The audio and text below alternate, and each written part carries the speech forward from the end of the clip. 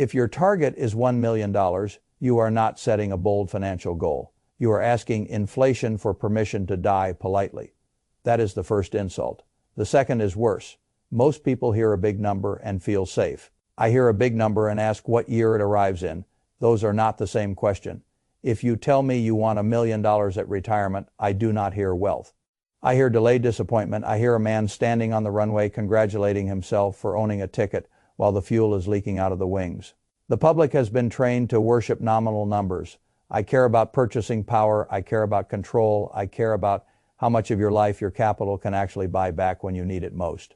And once you think that way, the polite little goals that financial entertainers hand out to ordinary people start looking like candy rations in a war. You have been told that if you save a little every month, stay patient, and let compounding do the heavy lifting, everything works out. There is a kernel of truth in that. Compounding is real. Patience matters. Discipline matters. But what most people miss is that inflation has been compounding too. While you were admiring the staircase up, gravity was still pulling down. That is the game. You are not building wealth in empty space. You are trying to launch out of a gravity field. And the gravity field is stronger than most people think. A dollar decades ago did not buy what a dollar buys. Now it bought far more. That is not philosophy. That is arithmetic. The source material behind this piece lays the problem out cleanly. Save $100 a month from youth until retirement, and you may arrive at $1 million on paper. But that million can shrink to something like $170,000 in today's buying power. A future passive income number that looks respectable in a spreadsheet can translate into a life that still feels cramped, dependent, and fragile. When the bill arrives, that is why I say your goal may be too small before you even begin. The average person thinks in sticker prices. I think in future command over life. If you tell me you want $4 million one day, I want to know whether you understand that the real target may be several times larger once inflation has taken its share. The reference document makes that leap brutally clear by turning a $4 million dream into something closer to $24 million in future dollars. People call that discouraging. I call it useful. Better to be offended by the math now than betrayed by it later. Faithfully cite Fay turn 12 file 2, Fay turn 12 file 4 Fay. This is where most people make their first major mistake. They respond emotionally instead of strategically. They hear a bigger target and they collapse. They say the game is rigged. The goal is too far away. They were not born with advantages. They will never catch up. So they might as well enjoy the present. That is not reasoning. That is gravity talking. Gravity always sounds reasonable. Gravity says the extra $1,000 is not worth the effort. Gravity says the nicer apartment is harmless. Gravity says the car payment is manageable. Gravity says your 20s are for showing signs of life instead of building leverage. Gravity says you can get serious later. And later is where compounding goes to die. When you are young, your money is not small. Your lifestyle makes it small. Time makes it enormous. The source material frames this well. $1,000 a month invested early can compound into an astonishing figure over a working lifetime. And the reason is not magic. The reason is that early dollars have more years to recruit more dollars. The document even pushes the point harder. $1,000 at 18 can act like $80,000 in nominal future terms, though the real present value of that future pile is much lower after inflation. That is exactly why I treat early dollars like launch fuel and not party decorations. If you understand that, then a few $100s stops being casual money. It becomes trajectory money. A cheap flex is no longer cheap. A wasteful subscription is no longer a rounding error. A fashionable purchase is no longer just a purchase. It is drag. That is how I want you to think about spending, not as morality as drag. A $500 belt is not leather. It is future altitude burned on the tarmac. A $500 monthly car payment is not transportation. It is a mental habit that steals thrust from your future every single month. The source document does the reverse compounding for you and shows how a supposedly harmless expense can translate into a shocking future loss. Most people never run that math. They only feel the present pain, which is why they remain obedient to short-term pleasure and blind to long-term theft. Fay file a site Fay turn 12 file 0, Fay turn 12 file 4 Fay when you are early in the game. Your first job is not to look successful. It is to reduce drag so aggressively that you can survive long enough to build thrust. That means your expenses are not a lifestyle expression. They are engineering choices. I would rather see a young person sleeping in an ugly room with a long runway than driving a polished car with a short one. I would rather see you eating simple food, wearing repeat clothes, and owning a paid-off clunker than presenting a curated image to people who are not going to rescue you later. Comfort has a cost, status has a cost. Trying to look like you already arrived has a devastating cost. And the cost is not just money, it is optionality. The first real wealth you ever feel is not luxury, it is relief. One of the smartest insights in the adjacent material around this topic is that the first $100,000 changes your psychology because it buys you breathing room, it buys you a few tomorrows, it lets you stop making every decision with your back against the wall. That is why I have never confused visible wealth with functional wealth. Functional wealth is when you can think. Functional wealth is when a bill does not dictate your ethics. Functional wealth is when you stop making low-quality decisions because rent is due on Friday. That is what runway is. Runway is not glamour. Runway is distance from panic. So if your financial life feels chaotic, I do not begin by asking what stock you own. I ask how much runway you have. I ask how much drag you are carrying. I ask whether you built a life that requires constant thrust just to avoid crashing. That is how most salaried people live. They are not rich. They are airborne by force. The paycheck arrives, the engines ignite, the plane stays up another few weeks, the paycheck stops, and the nose drops. That is not freedom. That is rented altitude. Now here is where the public gets fooled again. Once they realize saving matters, they become obsessed with saving alone. They turn the whole conversation into cutting lattes and trimming entertainment. I have no problem with thrift. I admire it. But thrift without income expansion is a weak engine. There is only so much room between zero and your current earnings. Above your current earnings, there is no ceiling except ability, courage, and time.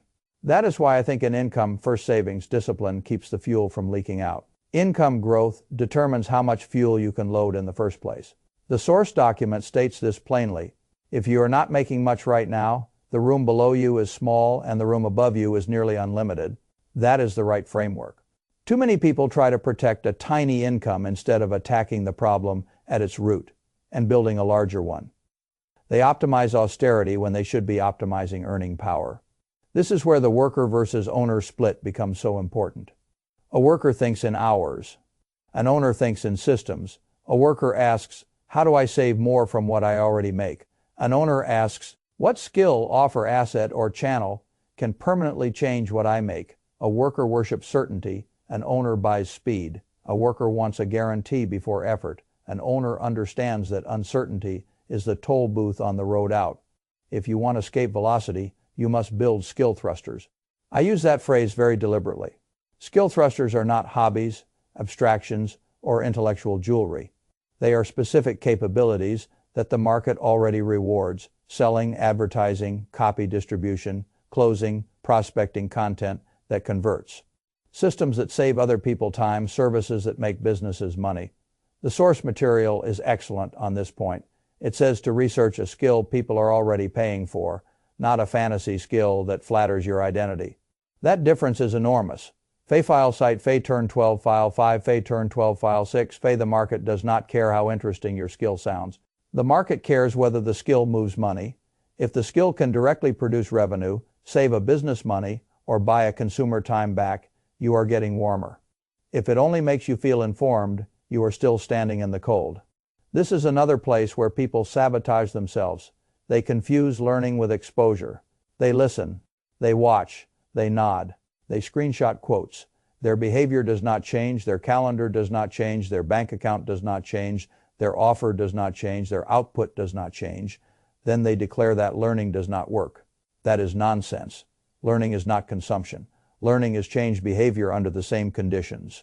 The source document states it well. If you are in the same room with the same tools, facing the same circumstance, and what you do has not changed, you are not learning. You are decorating your mind. That may feel productive, but it carries almost no thrust. Fay site, Fay turn 12 file 5, Fay turn 12 file 6, Fay real learning requires feedback loops. That is one reason volume matters so much. You do not become good at selling because you watched 3 hours of persuasion content. You become good by seeing patterns across many attempts. You do not become good at content because you posted once and waited for applause. You become good because silence taught you something. Then you adjusted. Then you tried again. The related source on this topic says it cleanly. It is not 10,000 hours that matter nearly as much as 10,000 iterations. That is a useful frame because it forces you to respect repetition, contrast, failure, and correction. Fay file site, Fay turn 12 file 6, Fay turn 12 file 3, Fay I. Have a name for this. I call it the feedback furnace. The feedback furnace burns ego off your ambitions and leaves only signal. Most people avoid it because it is hot. They would rather preserve their self-image than improve their earning power. They would rather stay theoretically talented than become measurably effective. That is why so many people remain stuck at the ground level. They are protecting a self-concept instead of constructing an engine. If you want to move faster, you have to get close to people who already know what you do not know. This is where another public myth needs to die. The myth says that paying for skill acquisition is reckless while spending a fortune on lifestyle and convenience is normal. I have never believed that. I will pay for speed long before I will pay for appearances. The reference material makes this case with force. Invest in a capability that permanently raises your earning power, and the return can dwarf the return on passive compounding alone. A one-time investment in learning can change annual investable income, which then changes the entire future equation. That is not expense. That is propulsion. Fay Falasite, Fay turn 12 file 0, Fay turn 12 file 7. Fay, now I want to be careful here because the world is full of dishonest teachers, weak operators, and beautifully packaged nonsense. I do not tell people to hand money blindly to anyone with a smiling testimonial and a rented car in the background. Discernment matters, reputation matters, track record matters. The source document even warns to look for realistic claims. Many testimonials from people like you, and not just polished promises. That is sane advice. But skepticism should not become paralysis. A bad course is a tuition payment to judgment. A wasted experiment is still data. A failed sprint can still reveal what you were missing. What destroys people is not one imperfect purchase. What destroys them is refusing to build a learning budget at all because they cannot tolerate uncertainty. Uncertainty is not an error in the process. It is the process. That is true in markets. It is true in business. It is true in skill acquisition. It is true in life. The source material includes a metaphor about building a bridge out of missing skill pieces. I think the underlying insight is correct, even if I prefer to keep my own frame. People buy one tactic and expect orbit. They buy one advanced trick and wonder why it does not work. Of course it does not. They installed stage 3 without stage 1. They bought Spanish 6 without Spanish 1 through 5. They grabbed an advanced sales script without fundamental product knowledge, conviction, repetition, and feedback. They want altitude from a detached booster. Physics does not care. Fay Felicite, Fay turn 12 file 0, Fay turn 12 file 1, Fay turn 12 file 7. Fay, I call this the missing booster problem. You do not fail because every resource was worthless. You often fail because you lack the sequence. One person gets rich from the same room that leaves another person confused because one of them already built the lower stages. The other showed up hoping that exposure to advanced information would erase foundational gaps. It never does. This is why I want you to think like a collector of compounding capabilities, not random information. Compounding capabilities. One that gets you clients, one that gets you attention, one that gets you distribution, one that helps you convert, one that helps you deliver, one that helps you keep, one that helps you manage, one that helps you reinvest, one that helps you allocate capital when it arrives. You do not need all of them on day one. You do need to stop acting as though one motivational surge will replace them. Now let me push the point further because this is where people finally start to separate. A poor person is often cheap with the wrong things. Cheap with time, cheap with effort, cheap with humility, cheap with service, then strangely generous with lifestyle, generous with subscriptions, generous with takeout, generous with convenience, generous with image, generous with small luxuries that create long dependence. That inversion is deadly. If I could drill one idea into your skull, it would be this. Be extravagant with anything that increases earning power and future control. Be ruthless with anything that exists only to signal comfort in the present. That is how you create asymmetry. The source document tells a story about going into rooms with people far ahead and giving more than was required, offering real help. Reviewing material, serving first, learning through proximity, and compressing years into hours through those exchanges. I admire that instinct. The rich are not always the smartest people in the room, but they are often the fastest learners because they know how to get around signal, how to borrow pattern recognition, and how to buy time from people who have already paid the price of experience. I call this borrowed altitude. If another person can compress a year of wandering into 1 hour of correction, that hour is not expensive, it is underpriced. Most people do not see that because they price everything in cash and almost nothing in years. Years are the real currency. The best investment is often not the one with the best percentage return on paper. It is the one that moves your timeline forward. If a skill, mentor, environment, or partnership gets your 5-year income jump in 1 year, the difference is not academic. It is a life split. The reference document argues exactly that. Speed and the time value of money are wildly underestimated by the public. I agree. That misunderstanding keeps people loyal to slow mediocrity because it feels prudent. Now, I am going to say something that will annoy a lot of people. You are probably not underestimating the stock market. You are underestimating yourself as an asset. That is the bigger error. I have watched people debate investment products with great seriousness while their own earning machine sits neglected, undertrained, and underused. They will argue about a 1% fee difference while they have not spent serious time improving the skills that determine whether they can invest $1,000 a month or $10,000 a month. That is like polishing a propeller. While the engine is still small, you are the first engine. Capital comes after your first 100,000 does not come from superior portfolio theory. It usually comes from superior behavior.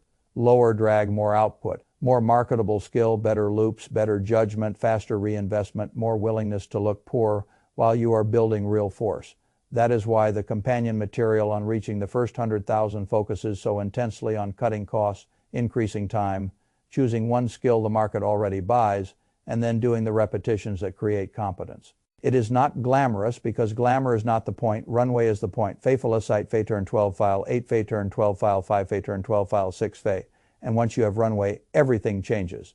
Not because the world suddenly becomes fair, because you stop negotiating from desperation. Desperation is expensive. Desperate people buy the wrong car because they need to feel respected. Desperate people take the wrong job because they need immediate relief. Desperate people panic sell because they need certainty. Desperate people cannot compound because every emergency interrupts the sequence. That is why I keep returning to altitude.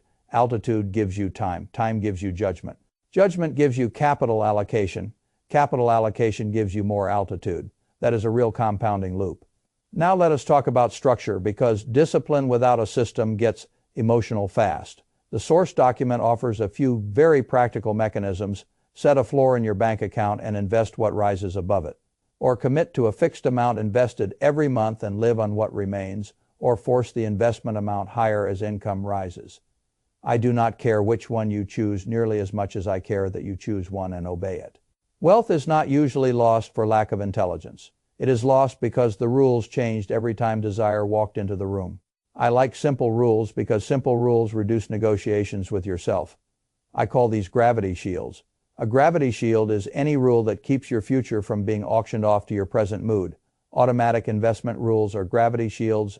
Expense floors are gravity shields. No car payment policies are gravity shields. Learning budgets are gravity shields. A learning budget, by the way, is one of the most underused ideas in personal finance. The source document describes meeting a successful operator who forced himself to spend a set percentage of income on learning and experimentation every month. Even if that spending might fail, I understand that mentality very well. The point is not reckless burning. The point is staying in motion and staying ahead. A person who allocates money to better judgment is often buying tomorrow. S income at today. S price experimentation is not waste. Experimentation is reconnaissance.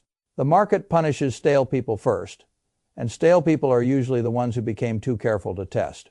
You should be careful with fraud. You should not be careful with growth. That difference matters. What I want for you is not a motivational high. I want a strategic conversion. I want you to stop seeing money as something you merely protect and start seeing it as something you deploy. Sometimes you deploy it into index funds. Good. Sometimes you deploy it into a business. Good. Sometimes you deploy it into tools, attention, or distribution. Good. Sometimes you deploy it into yourself because you are still the highest returning asset in the room. Also good. But do not tell me you are serious about wealth if every dollar of surplus goes either to cosmetics or to passive products while your earning engine remains weak. That is not investing. That is hiding. Now, there is a psychological reason people resist this framework. The source document names it directly. They are afraid of spending money and getting nothing back. That fear is real. They are also protecting ego. They do not want help. They want to believe they can figure everything out alone because dependence feels humiliating. I understand the impulse, but pride is expensive when it delays competence. You can figure it out alone if you insist. The only question is how many years you are willing to donate to that identity. I would rather look ignorant for an afternoon than remain ignorant for a decade. That is a bargain. A lot of people refuse that bargain. Then they wonder why they are still circling the runway. You should also understand that the goal is not just to earn more. The goal is to increase refusal power. That is one of my favorite phrases because it gets to the heart of wealth.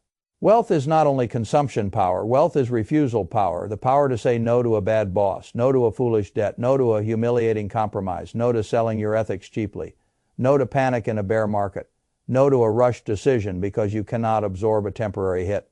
Refusal power comes from runway. Runway comes from low drag. Low drag is sustained by discipline. Discipline becomes durable when it is paired with higher income. Higher income becomes scalable when it is built on real skills. Real skills compound fastest through feedback, volume, and speed. And speed often requires that you spend money where timid people refuse to spend it. That is the loop. That is the engine. And once you see the engine, the whole game changes. Then the club tab looks childish. Then the lease looks predatory. Then the expensive image starts to look like borrowed costume jewelry. Then the small goal starts to feel insulting. Then the old advice to slowly save your way to security starts to look incomplete because it was, I am not telling you to ignore compounding in financial assets.